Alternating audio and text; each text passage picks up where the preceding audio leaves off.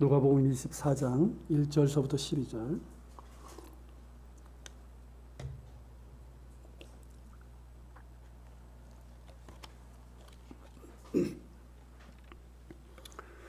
누가복음 24장 1절서부터 12절까지입니다. 네, 찾으실 줄 알고 한 절씩 저와 함께 교독하시겠습니다. 안식 후 첫날 새벽에 이 여자들이 그 준비한 향품을 가지고 무덤에 가서 들어가니 주 예수의 시체가 보이지 아니하더라.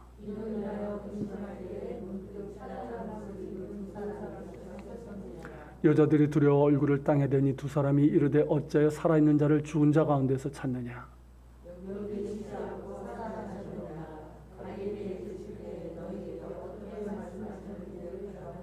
이르시기를 인자가 죄인의 손에 넘겨져 십자가에 못 박히고 제3일에 다시 살아나야 하리라 하셨느니라 한데 무덤에서 돌아가 그 이 모든 것을 11사도와 다른 모든 이에게 알리니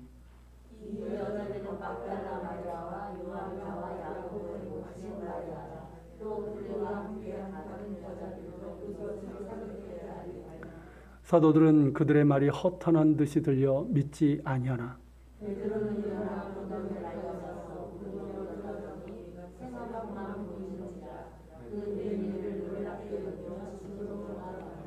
아멘. 1985년에 세계적인 철학자, 무신론 철학자예요. 앤서니 플루와 또 세계적인 신학자 게리 하버마스 간에 예수는 과연 부활했는가라는 주제로 이 토론을, 공개 토론을 한 적이 있습니다. 그 이후에도 이제 2번 더 했는데요. 그 토론 때 그 유수한 대학의 저명한 그런 철학자 5명이 두 사람의 토론을 듣고 이제 투표하는 방식으로 진행을 했습니다. 자, 그 결과 어땠을까요? 5명 중에 4명이 이 신학자 게리 하버마스에게 표를 던졌고, 1명은 기권을 했고, 이 무신론 철학자 앤서니 플루에게는 아무에게도 표를 던지지 않았습니다. 그러니까 예수님의 부활을 증명한 이 신학자 하버마스가 압승을 한 것이죠. 그리고 이제 투표를, 이 찬성표를 그 신학자에게 표를 던진 사람 중에 한 사람이 누구냐면 예수님의 부활은 신화적인 미신이라고 주장을 했던 철학자 이제 찰스 하트션이라는 사람이 있어요. 이 사람이 뭐라고 얘기를 하냐면 너무나 분명한 증거들이 있다는 거죠. 예수님의 부활에. 그것들을 내가 부인할 수도 없고 무시해버릴 수도 없고 이 플루에게, 이 무신론자 철학자 이 플루에게 무조건 찬동할 수도 없었다라고 하면서 과거 자신이 가졌던 기독교에 대한 편견을 편견이 있었다고 그렇게 인정을 했습니다. 그리고 이 토론의 당사자인 이 철학자 앤서니 플루도 81세 나이에 회심하여 예수님을 영접을 했습니다. 앤서니 플루는 20세기 최고의 철학자로 꼽히는 사람이에요. 그리고 무신론자이고 반기독교의 아이콘이었던 사람이었습니다. 그런 그가 회심을 하고 예수님을 영접한 거예요. 그러니까 이 자체만으로 어떨까요?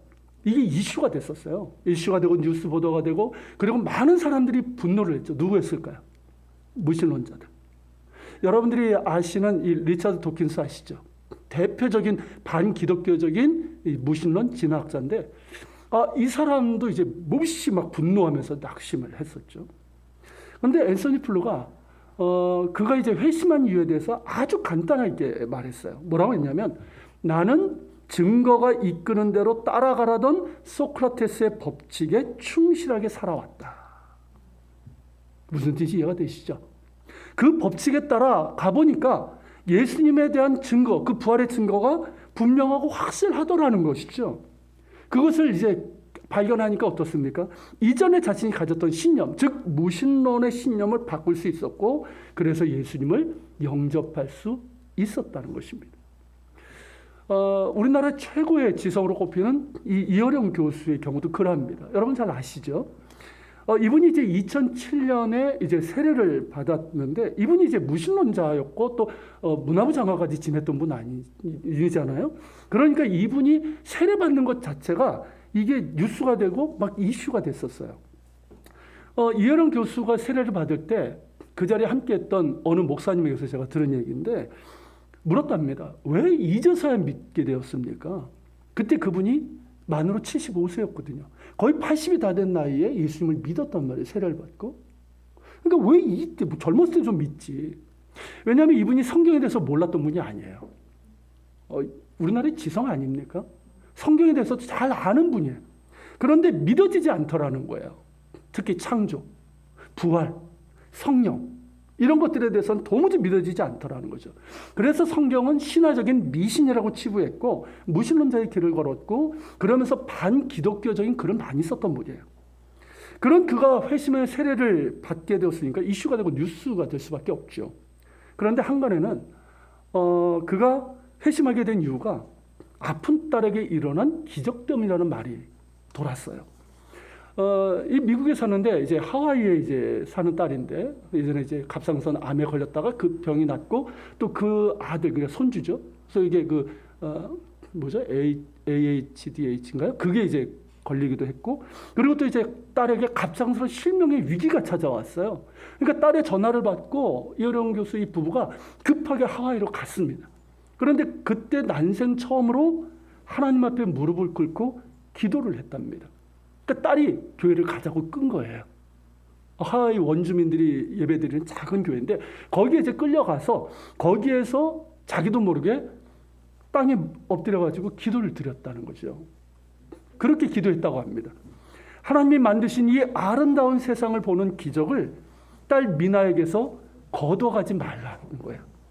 저에게는 이 작은 능력, 그러니까 글을 쓰는 능력과 말을 할 줄 아는 능력이 있으니 미나가 앞을 보게 해주시면 그 능력을 당신께서 이루고자 하시는 일에 쓰실 수 있도록 바치겠다고.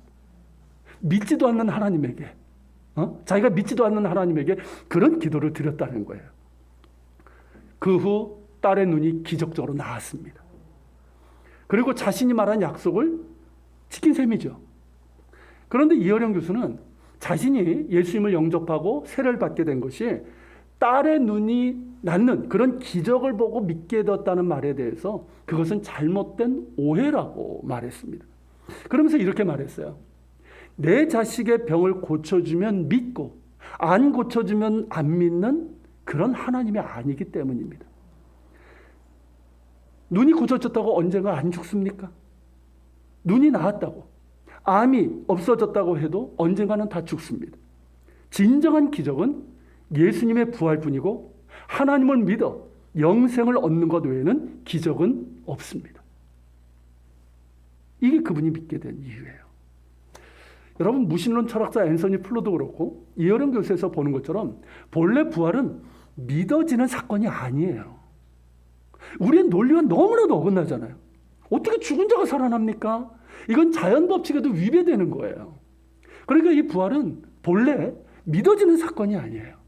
그러니까 믿지 못하고 또 그저 기독교에서 말하는 신화적인 상상력으로 여기거나 반기독교적인 입장에 있는 사람들에게는 어떻습니까? 그건 제자들이 만든 조작이라는 그렇게 이제 주장을 하면서 부인합니다. 여러분 어떠십니까? 여러분 예수님의 부활을 믿습니까? 믿는다면 예수님의 부활이 여러분들에게 어떤 의미가 있고 어떤 역할을 합니까? 부활의 증거가 분명하지만 사실 부활은 믿어지는 사건이 아니라 경험되어지는 사건이에요. 그러니까 머릿속의 개념이 아니라는 거예요. 그러니까 부활은 그것을 실제로 목격한 증인들에게서 나온 것이지 머릿속에서 그들이 만들어낸 어떤 상상력에서 나온 개념이 아니라는 거예요. 이것은 우리에게도 마찬가지입니다. 부활은 머릿속의 개념이 아니라 예수님께서 지금도 살아계셔서 우리와 함께 하시고 우리를 새롭게 하심을 경험하는 거예요. 예수님은 부활하셨습니다. 부활하셨을 뿐만 아니라 지금도 살아 계십니다. 여러분들 세례를 받으셨고 또한 오늘 이제 성찬에 참여하시게 되는데 우리는 죽은 분 때문에 세례 받은 게 아니에요. 우리는 죽은 분을 기념해서 타종교는 죽은 교주를 기념해서 어떤 걸 지키지 않습니까?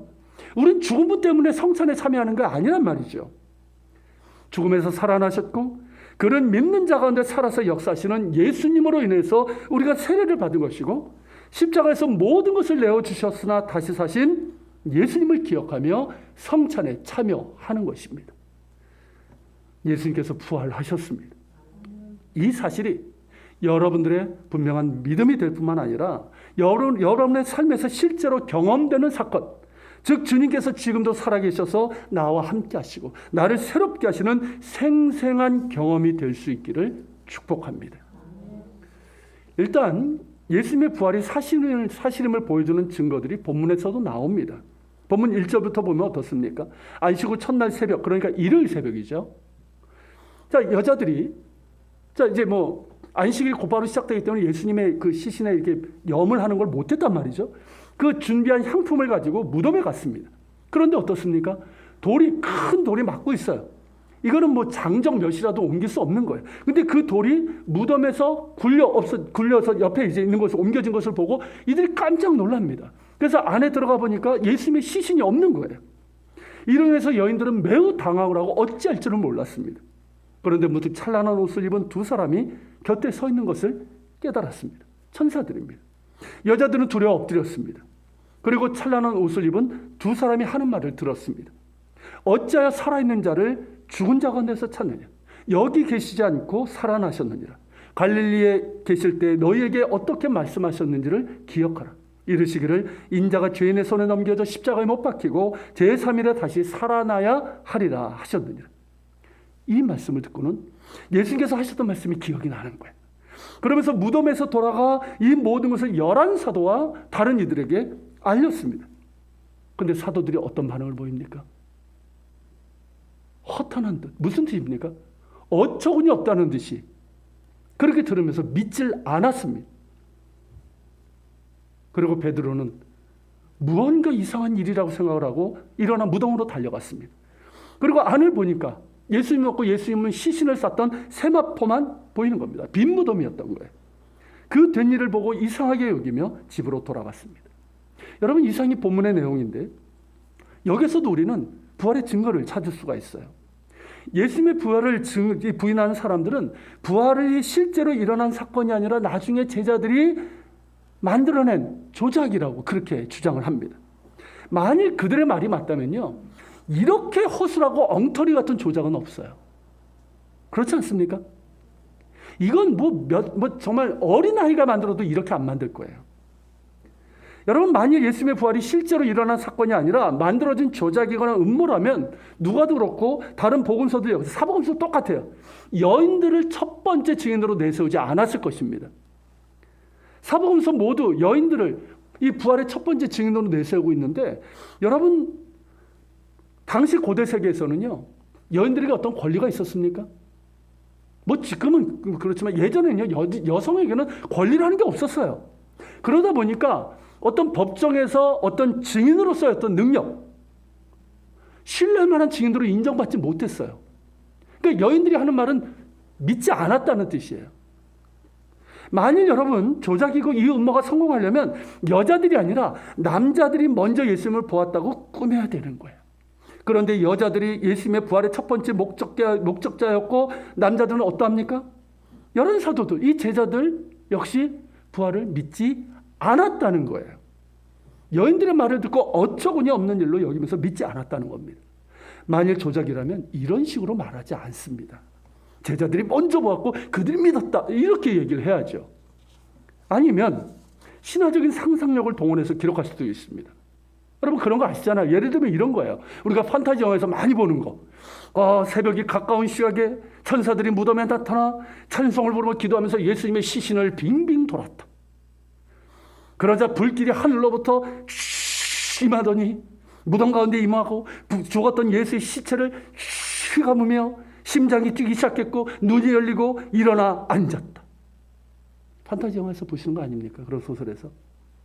신화에서 나오는 얘기예요. 이런 식으로 말입니다. 그런데 복음서 기자들은 이런 신화적인 상상력을 동원하지 않았습니다. 여인들은 물론 제자들 역시 이해할 수 없는 어떤 사건에 휩싸였다는 이것만 두서없이 전하고 있어요. 있는 그대로. 그게 부활 보도의 전부예요. 제자들은 자신들이 그런 경험을 그 어떤 논리로도 납득할 수 없었던 거예요. 그래서 이 경험을 그대로 전할 수밖에 없었습니다. 사실 이스라엘 사람들은 부활에 대한 소망이 있었어요.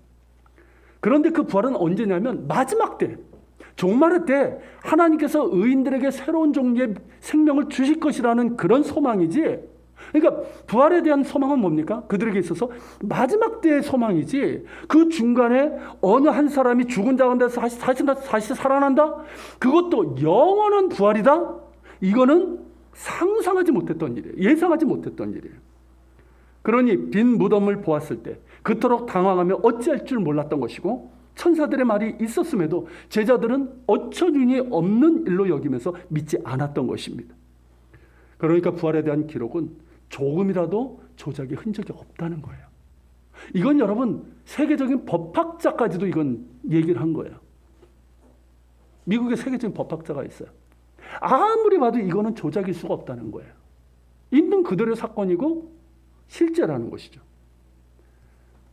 그냥 그들이 경험한, 목격한 있는 그대로를 그렇게 기록하고 있는 것뿐이에요. 더불어서 여러분, 이것이 부활의 증거입니다. 부활의 첫 증인으로 왜 남자간이 여자들을 내세웠을까요? 그것이 사실이기 때문입니다. 신화적인 상상력을 동원하지 않고 있는 그대로를 기록한 이유가 무엇일까요? 그것이 사실이기 때문이에요. 부활의 소식을 전하는 여자들의 말을 듣고 사도들이 어처구니 없이 여기면서 믿지 않았던 이유가 뭡니까? 부활이 사실이기 때문이에요. 그들 역시 우리와 같은 똑같은 논리, 자연 법칙을 알고 있었기 때문이고 그들이 가지고 있었던 부활의 소망은 마지막 때 종말에 일어날 일이기 때문이에요. 그런데 실제로 그 일이 일어났다는 것입니다. 다음 주에 보겠지만 부활하신 예수님께서 엠마오로 가는 두 제자들에게 나타나셔서 말씀을 풀어주시죠. 그리고 11 제자들에게도 나타나셔서 그 몸을 보여주셨을 뿐만 아니라 그들과 함께 음식을 먹으셨어요. 식사를 하셨어요. 어떤 환영을, 귀신을 본 게 아니라는 거예요. 어떤 집단 최면에 빠진 것이 아니라는 것입니다. 11 제자들 외에도 500명이 넘는 더 되는 사람들이 부활하신 예수님을 만났고 말씀을 들었어요. 부활은 실제로 일어난 사건입니다. 만약 여러분 사실이 아니라면 제자들의 변화를 어떻게 설명할 수 있겠습니까? 한번 여러분들의 논리를 한번 동원해서 한번 생각해 보세요. 만약에 부활이 일어나지 않았다면 제자들의 이런 변화를 어떻게 설명할 수 있겠습니까?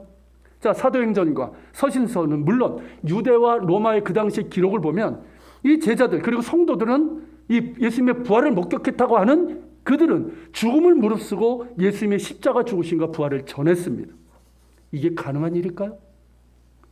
예수께서 체포됐을 때 다 도망갔던 그들인데 예수님을 3번 부인했던 베드로 아닙니까? 그리고 도마는 어땠습니까? 내 손가락을 예수님의 이 손바닥에 못자국에 내 손가락을 집어넣고 예수님의 그 옆구리에 있는 창자국에 내 손을 집어넣지 않고는 내가 믿지 않겠나라고 했던 그런 사람이었단 말이죠. 그런 그가 부활하신 예수님을 전하고 매질을 당하고 고문을 당하고 순교를 당했단 말이죠. 여러분 이게 가능한 일일까요? 또한 그들의 전혀 다른 변화는 또한 어떻게 설명할 수 있을까요? 여러분 그들은 놀랍도록 변화되고 성숙된 그런 성품을 보였습니다. 여러분 예수님의 부활을 기점으로 해서 완전히 달라지는 걸 여러분 한번 보시지 않습니까? 원수를 용서하는 사람이 됐어요. 무지한 나를 공격하고 우리를 공격하고 매질하고 심지어 죽이는 그들을 용서하는 사랑하는 사람이 됐단 말이죠. 이게 어떻게 가능할까요? 그 심한 환난 가운데서도 놀랍도록 평안하고 담대할 수 있는 그런 믿음의 사람이 됐단 말이죠. 여러분 이 모든 것들은 뭘로 설명할 수 있겠습니까? 사도 바울의 변화는 또한 어떻게 설명할 수 있습니까? 그가 얘기한 것처럼 그는 바리새인 중에 바리새인이었어요. 절대 예수 믿을 수 없는 사람이었다는 뜻이에요. 그는 예수 믿는 사람들 박해하는 박해 체포 대장이었단 말이죠. 스데반이 순교당할 때 그 옆에서 보면서 옆에 있으면서 당연하게 읽었던 사람이었어요. 그랬던 그가 하루아침에 변화가 되어서 나사렛 예수가 메시아시며 이스라엘의 왕이시고 만왕의 왕이시라고 그가 우리를 위해서 십자가에 못 박히시고 성경의 약속대로 3일 만에 다시 살아나셨다고 예수님은 지금도 살아계시다고 주장하기 시작을 했습니다. 미친 걸까요? 정신이 나간 걸까요? 환각에 빠진 걸까요? 그런데 그의 서신서를 읽어보면 사도 바울처럼 정말 논리적이고 이성적이고 지성적이고 합리적인 사람이 없어요. 얼마나 논리적입니까? 얼마나 지성적입니까? 사도 바울을 가지고 비합리적으로 할 수 있는 사람 아무도 없어요. 정상이에요. 분명히 제정신이에요. 만약 거짓이라면 그가 도대체 무엇을 얻겠다고? 거짓을 전하며 거짓을 위해서 모든 것을 버리고 그가 가졌던 것이 얼마나 많은지 아십니까? 그 모든 것들을 예수를 위해서 버렸단 말이죠. 뭘 얻겠다고? 그리고 거짓을 위해서 목숨을 버릴 수 있단 말입니까? 아무리 생각해도요. 그리고 살펴봐도 납득이 되지 않아요. 설명이 가능한 것은 오직 하나. 실제로 예수님께서 부활하셨습니다. 여인들과 제자들 그리고 500명이 넘는 사람들 그리고 사도 바울이 부활하신 예수님을 만난 거예요. 그분을 만났고 만져보았고 그분을 오감으로 경험을 했다는 거예요.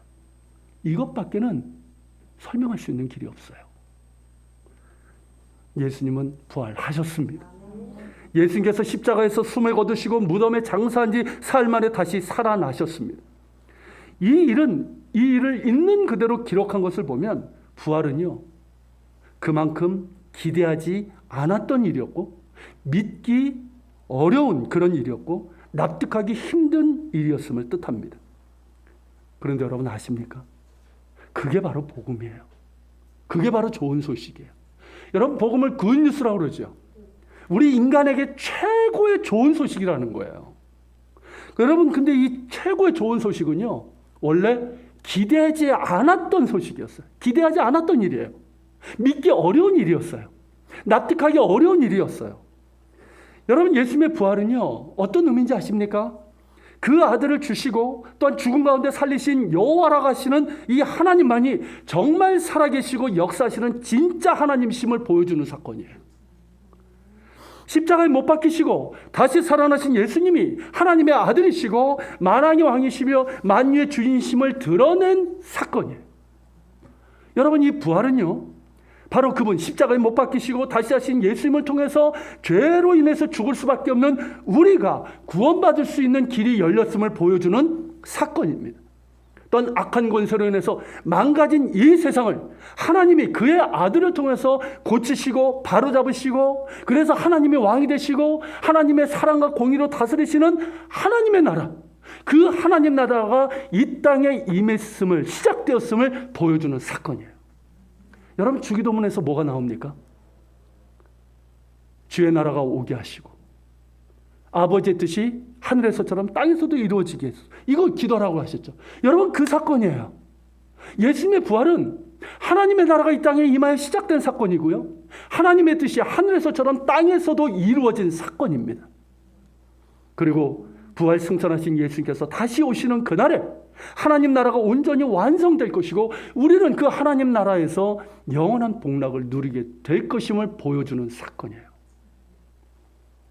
이것을 과연 사람들이 기대를 했을까요? 예상을 했을까요? 여러분들 예수 믿기 전에 이거 예상했었습니까? 지금도 그렇지만 여러분, 당시 고대 사회에서는 수많은 신들이 있었어요. 수많은 신들을 섬겼고 로마의 도시들은요, 또 도시마다 자기들이 섬기는 신들이 여럿 있었어요. 그리고 눈에 보이는 형상으로, 막 이런 형상으로 만들어 섬겼습니다. 그리고 로마 황제를 신의 아들이라고, 제우스의 아들이라고, 그리고 주님이라고 그렇게 섬겼단 말이죠. 그런데 바울을 비롯해서 이 사도들 그리고 제자들 통해서 들리는 소리는 뭡니까? 독생자를 내어주시고 죽음에서 살리신 여호와 하나님만이 참 하나님이시고 그의 아들 예수님, 십자가에 달리시고 부활하신 예수님이 우리의 주님이시며 우리의 구원자, 우리의 왕이라는 거예요. 기대하지 않았던 소식이고요, 믿기 힘든 일이고 납득되지 않는 말이에요. 사도 바울이 말한 것처럼 십자가에 못 박힌 그리스도는 유대인들에게는 꺼리끼는 것이고 이방인들에게는 미련한 거예요. 아니 십자가에 못 박힌 그리스도라니 이게 말이 됩니까? 아니 왕이라며, 구원자라며. 그런데 십자가에 못 박혔어?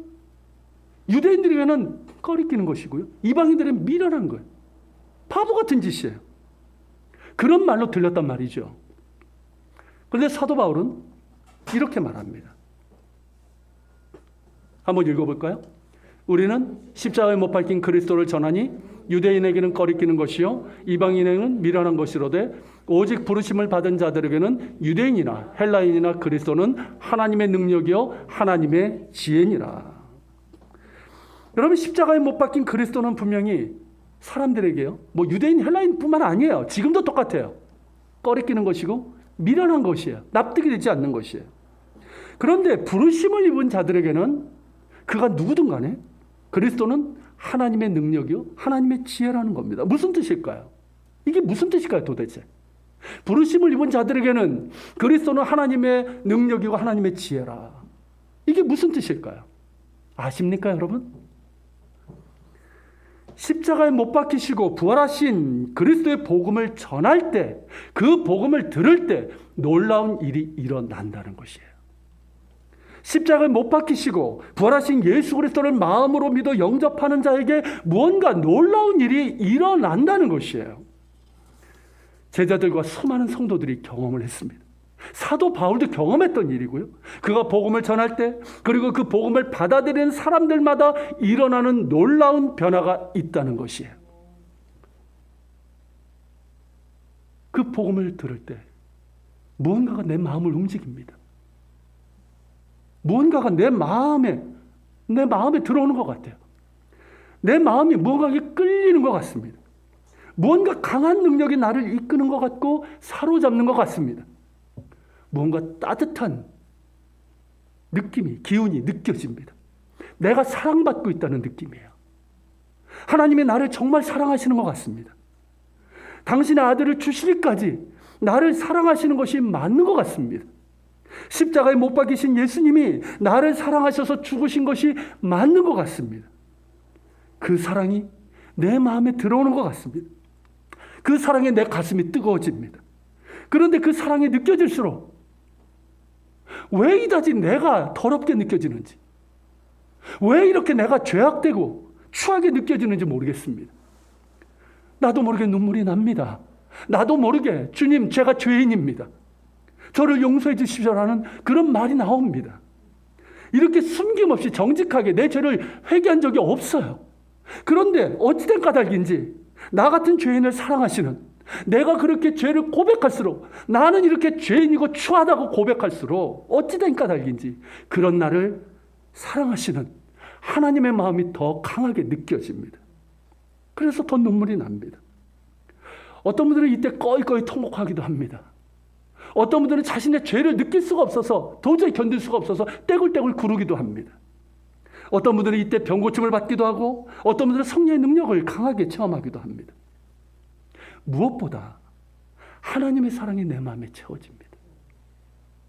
내 마음에 기쁨이 찾아오기 시작해요. 예전에 내가 알지 못했던 기쁨이었어요. 내가 무언가를 얻었을 때, 그때 기뻤죠. 근데 그런 기쁨과는 차원이 다른 기쁨이 내 안에 주어지는 거예요. 하나님의 사랑이 내 마음에 채워지니까 왜 이렇게 기쁜지 모르겠어요. 세상을 다 가진 것처럼 기뻐요. 정말 천국에 사는 것 같아요. 다른 사람이 보면 정신 나갔다고 할 정도예요. 그리고 내 마음이 왜 이렇게 평안한지, 저절로 찬양이 나오고 감사가 나오고 정말 기도라는 것을 하고 싶고 하나님을 예배하고 싶어요. 하나님을 찬양하고 싶어요. 하나님을 알고 싶어요. 마치 평생을 귀가 멀어서 아무것도 듣지 못하다가 어느 날 갑자기 귀가 열려서 모차르트의 심포니를 듣는 것 같은 놀라운 일이 일어납니다. 그러면서 십자가에 못 박힌 그리스도가 하나님의 지혜라는 것도 깨닫게 됩니다. 사람들에게는 그것이 꺼리끼는 것이고 미련한 것으로 보이고 나도 그렇게 생각했지만 하나님의 사랑을 알고 나니까 십자가에 못 박힌 그리스도는 하나님의 지혜라는 것을 깨닫게 되는 거예요. 왜 그렇게 하셔야 됐는지를 이제는 알 것 같아요.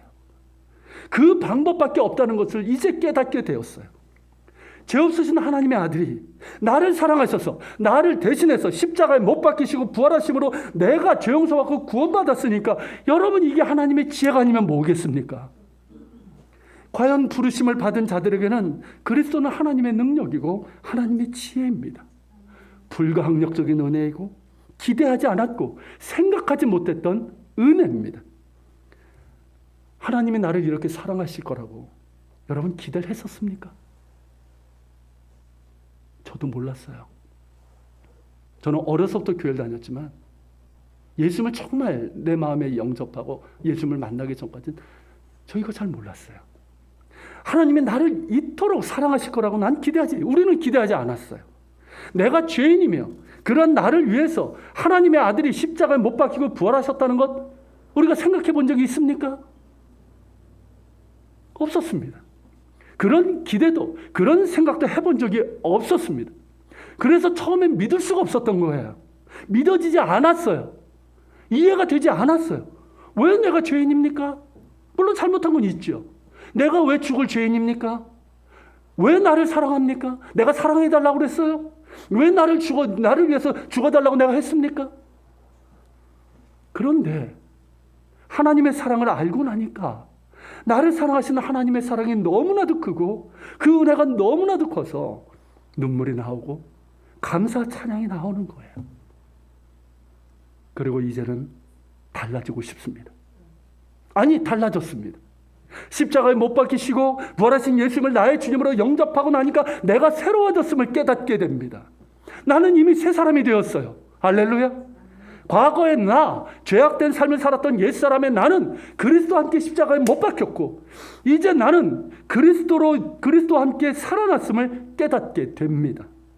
이제 진짜로 달라지고 싶습니다. 썩어져가는 옛사람의 죄악된 구습은 다 벗어버리고 그리스도로 옷 입은 새 사람으로 살아가고 싶습니다. 하나님의 사랑을 받은 자로서 살아가고 싶습니다. 하나님의 거룩하심을 담고 싶고 하나님의 사랑을 담고 싶습니다. 예수님의 인격과 삶을 담고 싶습니다. 예수님이 정말 나의 왕이 되시고 나의 주님이 되시는 그런 삶을 살고 싶어요. 예수님이 다스리시는 삶을 살고 싶습니다. 이전과는 정말 다른 삶을 살고 싶습니다. 예수님께서 말씀하신 것처럼 먼저 하나님의 나라와 의를 구하는 삶을 살고 싶어요. 세상에서 열심히 살지만 그저 뭘 먹을까 마실까 입을까 염려하고 사는 것이 아니라 먼저 하나님의 나라와 의를 구하는 삶을 살아가고 싶어요. 나의 모든 것을 하나님께 드리고 하나님 나라를 위해서 쓰임받길 원하고 내 인생을 통해서 하나님의 영광 받으시길 원하는 이 소망이 내 안에 채워지기 시작합니다. 여러분, 이 또한 예수님을 통해 주시는 하나님의 능력이고 하나님의 지혜입니다. 바로 이런 일들이 일어난다는 것이죠. 저에게서는 그 일들이 일어났습니다. 저희 아이들에게서도 그 모습을 보고요. 여러분들 역시 마찬가지고요. 그리고 여러분들이 정말 십자가에 죽으시고 부활하신 예수님을 마음을 열어서 영접할 때 이 모든 일들이 일어나게 될 것입니다. 예수님의 십자가 죽음과 부활은 실제로 일어난 사건이고 이것이 좋은 소식, 복음입니다. 이 복음을 믿을 때 십자가에 못 박히시고 부활하신 그리스도는 우리에게 하나님의 능력이요 하나님의 지혜가 됩니다. 여러분, C.S. 루이스 아시죠? 이 사람이 무신론자였던 사람이에요. 근데 이 사람이 예수님을 믿고 이제 영접을 하고 죽는 그날까지 세계적인 지성이었던 사람이에요. 정말 부활하신 예수님을 전했던 사람입니다. 이 사람이 이런 말을 했어요. 뭐라고 그랬냐면 우리가 그것을 믿는 것은 예수님의 부활이에요. 십자가 죽음과 이 부활을 믿는 것은 그것을 완전히 이해해서가 아니라 우리가 이해돼서가 아니라 그것을 붙들고 나면 다른 모든 것을 제대로 이해할 수 있게 되기 때문이다. 예수님의 부활을 믿으라. 그러면 우리는 하나님을 그리고 세상을 우리 자신을 이해하게 된다. 이런 말을 했어요. 맞죠? 여러분, 우리가 예수님의 부활을 믿는 것은 다 이해돼서가 아닙니다. 우리의 어떤 자연법칙 이런 걸로 이해될 수 있는 것이 아니란 말이죠. 다만 실제로 일어난 사건은 분명합니다. 그리고 우리가 예수님의 부활을 믿을 때 비로소 우리는 하나님을 알게 돼요. 여러분, 예수님의 부활을 믿어야지만 하나님을 알게 되는 거예요. 그 전까지는 뭔지 아십니까? 아무리 교회를 다녀도요, 수십 년 교회를 다니고 어떤 직분을 감당해도요, 예수님의 부활을 믿지 않으면 하나님은 그저 신일 뿐이에요. 어떤 신적인 존재일 뿐이에요. 그저 나에게 어떤 복을 주는 존재, 내가 필요할 때만 찾는 그런 존재. 그러나 예수님의 십자가 죽으심과 부활을 믿을 때 비로소 하나님을 보게 되는 거예요. 하나님이 어떤 분이신지 알게 되는 거예요. 하나님은 정말 살아계시고 그 하나님이 나의 왕이시고 나를 사랑하시고 나와 함께 하심을 알게 되는 거예요. 그리고 세상도 알게 되는 거예요. 이 세상이 왜 이렇게 되었고 하나님이 만들어 가시고 고쳐 가실 세상이 어떤 것인지를 알게 되는 거예요. 하나님 나라를 알게 되는 거예요. 보게 되는 거예요. 그리고 우리 자신, 내가 어떤 존재이고 내 인생, 우리의 인생이 어떤 목적을 가지고 이 세상에 주었고 어떤 목적을 가지고 살아가야 되는지를 알게 되는 거예요. 그리고 여러분, 예수님의 부활을 믿을 때 우리는 예수님이 지금도 살아계심을 우리는 경험하게 됩니다. 할렐루야. 저는 예수님의 살아계심을 경험합니다. 여러분들도 마찬가지일 거예요. 지금도 살아계셔서 부활하신 그 몸을 그대로 가지고 하나님 보좌 우편에서 나를 위해서 중보하고 계십니다.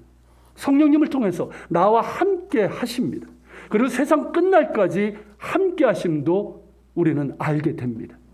그리고 약속하신 대로 다시 오실 것입니다. 마침내 하나님 나라가 이 땅에 완성되고 우리는 그 하나님 나라에서 영원한 복락을 누리게 될 거예요. 그러기에 담대할 수 있습니다. 그러기에 세상을 살아가면서 담대할 수 있는 거예요. 그러기에 삶이 힘들어도 염려하고 두려워하지 않습니다. 그러기에 절망하지 않고 소망 가운데 즐거워하고, 그러기에 고난 가운데서 인내하며 믿음으로 나아갈 수 있습니다. 넘어질 수 있어요, 우리도. 그렇지만 넘어져도 다시 일어설 수 있습니다. 실패할 수 있습니다. 실패해도 주님이 나를 포기하지 않으심을 알기에 나는 실패한 것이 아님을 알고 다시 주님을 바라보며 일어설 수 있습니다. 나는 여전히 연약하고 무능하고 미련하지만 내게 능력 주신 자 안에서 모든 것을 할 수 있음도 고백합니다. 나의 약함 가운데 임하시는 주님의 강함을 붙들고 살아갑니다. 주님은 지금도 살아계셔서 나를 사랑하시며 나와 함께 하시기 때문입니다. 사랑하는 여러분, 예수님께서 부활하셨습니다. 나를 위해서 예수님께서 십자가에 못 박히시고 나를 위해서 부활하셨습니다. 그리고 지금도 살아계셔서 우리와 함께 하십니다. 이 사실을 믿으십시오. 이 사실을 언제나 믿고 늘 기억하십시오. 그리고 그 믿음의 길로 계속해서 나아가십시오. 믿는 자에게 그리스도는 하나님의 능력이요 하나님의 지혜가 되는 놀라운 일이 일어나게 될 것입니다. 같이 기도합시다. 오늘 말씀을 기억하면서 같이 기도합시다. 주님, 예수님의 부활이 우리의 어떤 이성적인 논리나 자연 법칙에 위배되기에 사람들이 믿지 못하고 또 의심합니다. 그러나 우리가 말씀을 통해서, 그리고 수많은 학자들, 법학자들, 심지어 무신론자들이 본 것처럼 부활은 분명한 사건입니다. 일어난 사건입니다. 그 사실을 믿게 하시고, 그리고 예수님의 부활이 과연 나에게 어떤 의미가 있는지를 알게 하소서. 주님, 이 시간 우리의 마음을 열길 원합니다. 우리의 마음 가운데 모든 의심과 모든 부정적인 것을 다 내려놓고 우리의 마음을 열길 원합니다. 나를 사랑하셔서 십자가에 못 박혀 죽으시고 나를 위해서 부활하신 주님을 믿습니다. 주님을 믿습니다. 이 사실을 기억하게 하여 주옵소서. 그래서 주님, 이 부활이 십자가에 달리시고 부활하신 그리스도가 내게도 하나님의 능력이요 하나님의 지혜가 되는 놀라운 은혜를 허락하여 주시옵소서. 우리 같이 말씀을 겸해 기도하고 여러분들의 마음을 열어서 주님을 또 고백하는 그런 시간을 갖길 바랍니다. 같이 기도합니다.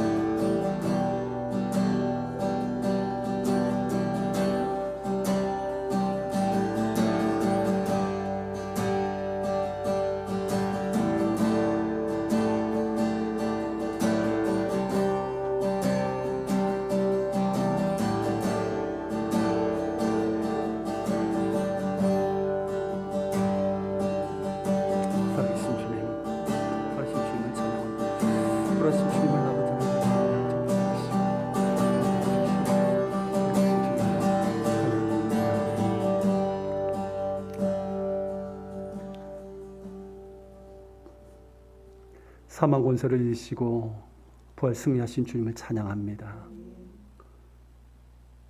그리고 부활의 주님을 믿습니다.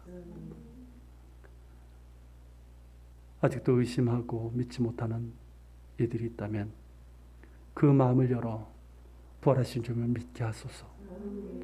나를 사랑하셔서 이 땅에 오셨고 내가 전혀 기대하지 못했지만 심지어 믿어지지 않지만 예수님이 나를 위해서 십자가에서 죽으셨고 또한 부활 승리하셨음을 믿게 하여 주시고 그래서 십자가에 죽으시고 부활하신 그리스도가 내게도 하나님의 능력이요 하나님의 지혜가 되는 그 은혜를 누리게 하여 주시옵소서. 또한 이 사실을 기억하며 살아가길 원합니다. 잊지 않게 하여 주옵소서. 부활의 믿음으로 소망으로 살아가게 하여 주시옵소서. 그래서 날마다의 삶 속에서 하나님의 능력과 하나님의 지혜를 경험하게 하여 주옵소서. 그리고 주님은 오늘 십자가를 통해 우리에게 모든 것을 내어주신 주님을 기억하며 주의 성찬에 참여합니다. 주님의 몸, 주님의 피를 상징하는 이 빵과 포도주를 받습니다. 주님을 기억하게 하시고 그 은혜를, 그 사랑을 기억하게 하여 주옵소서. 예수님의 이름으로 기도합니다. 아멘. 예, 비닐 장갑 나눠주십니다. 주님께서 잡히시던 날 저녁에 이렇게 무교병 이 빵을 떼어서 제자들에게 주시면서 말씀하셨습니다. 이것은 너희를 위해서 찢기는 나의 몸이다. 이것을 받아 나를 기억하라 하셨습니다. 같이 기도하겠습니다. 사랑하는 주님, 오늘 부활주일 이렇게 우리가 주님의 성찬에 참여하게 하심을 감사합니다. 주님을 대신해서 이 부족한 종이 나눌 때, 전할 때에 우리 모든 교우들이 이것을 받고 나를 사랑하사 찢기신 주님의 몸이요 주님의 사랑으로 받게 하시고 그 사랑을 기억하며 살게 하여 주시옵소서. 예수 그리스도 이름으로 기도합니다. 예, 전할 때 장갑을 삐신 손으로 이제 잡으시고요. 그리고 드실 때에만 살짝 마스크를 내서 드시기 바랍니다.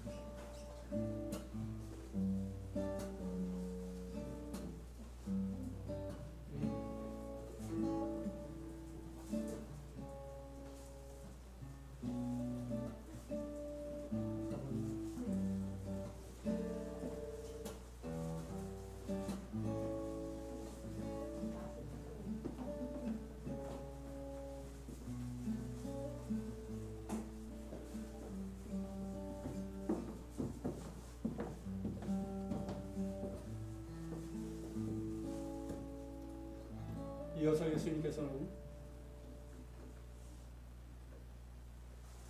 포도주를 잔에 따르시고 이렇게 말씀하셨습니다. 이 잔은 너희를 위해서 흘리는 나의 피, 곧 언약의 피. 이것을 마셔 나를 기억하라 하셨습니다. 같이 기도하겠습니다. 사랑하는 주님,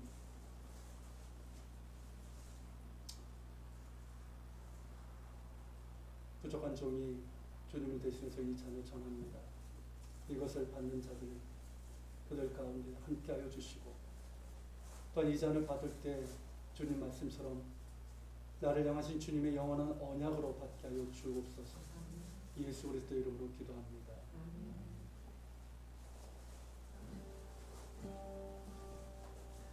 혹시 빵을 받지 못하신 분들 계시죠? 다 받으셨나요? 다 받으셨습니까? 빵? 받으셨어요? 제가 이게 왔다 갔다 하다 보니까 다 받으셨죠?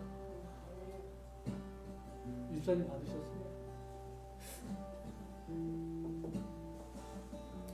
자, 이 잔 역시 장갑 낀 손으로만 드시면 됩니다.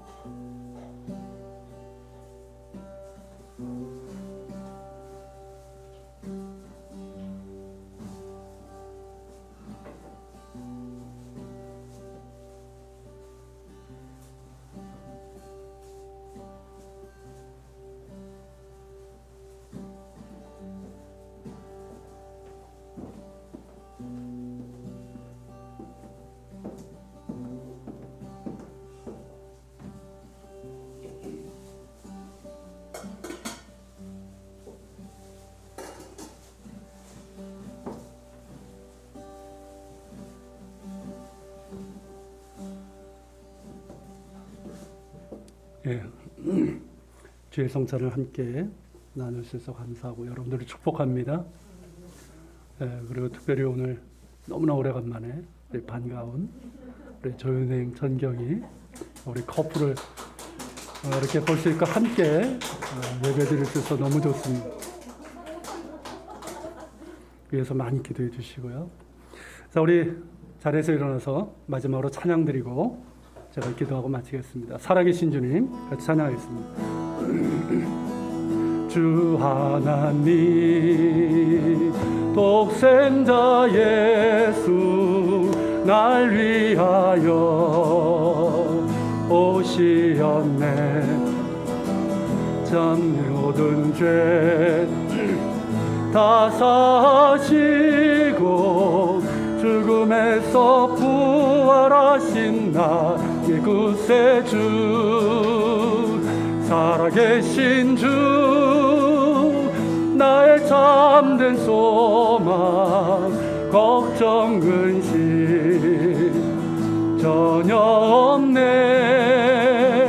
사랑해 주네 갈 길 인도하니 내 모든 삶의 기쁨 늘 충만하네.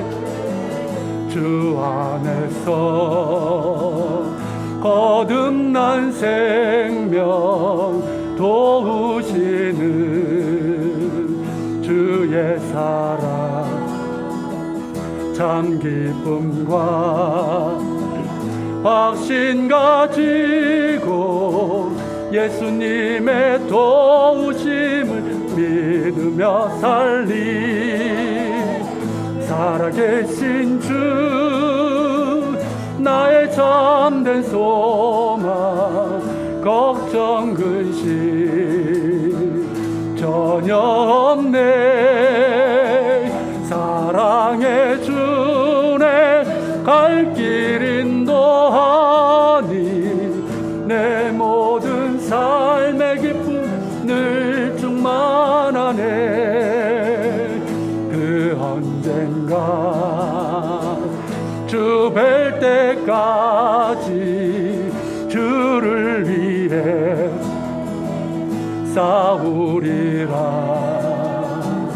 승리의 길 멀고 험해도 주님께서 나의 앞길 지켜주시 아멘. 살아계신 주 나의 참된 소망 걱정 근심 전혀 없네.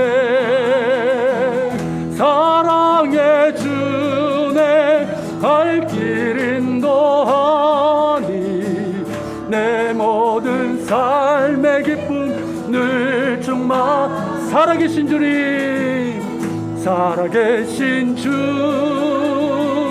나의 참된 소망 걱정 근심 전혀 없네.